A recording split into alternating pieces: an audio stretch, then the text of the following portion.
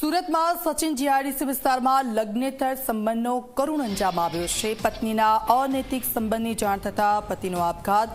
પત્નીના આડા સંબંધોના કારણે અવારનવાર ઝઘડા થતા હતા। પત્ની ઝઘડા બાદ પિયરમાં જતી રહી હતી। મૃતકના પરિજનોએ હત્યાનો આરોપ લગાવ્યો છે। પોલીસે આ સમગ્ર મામલે તપાસની કામગીરી શરૂ કરી છે। સંવાદદાતા ચેતન અમારી સાથે ફોનલાઈન પર જોડાઈ ગયા છે। ચેતન, અનૈતિક સંબંધો ફરી એકવાર જે રીતનું પરિણામ લાવ્યા છે, આરોપો અનેક થઈ રહ્યા છે, શું વિગતો તેને લઈને? જી બિલકુલથી જે ઘટના છે તે સુરતના સચિન જીઆઈડીસી વિસ્તારના છે, જ્યાં એક સંતાનના પિતાએ પોતાના જ ઘરમાં ગળે ફાંસો ખાઈ આપઘાત કરી લીધો હતો।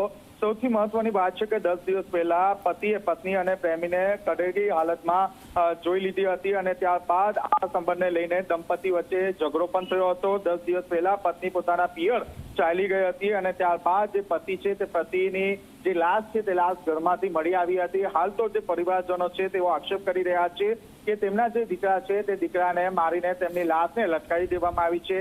હાલ તો સમગ્ર બનાવને લઈને સચિન જીઆઈડીસી પોલીસે વધુ તપાસ હાથ ધરી છે।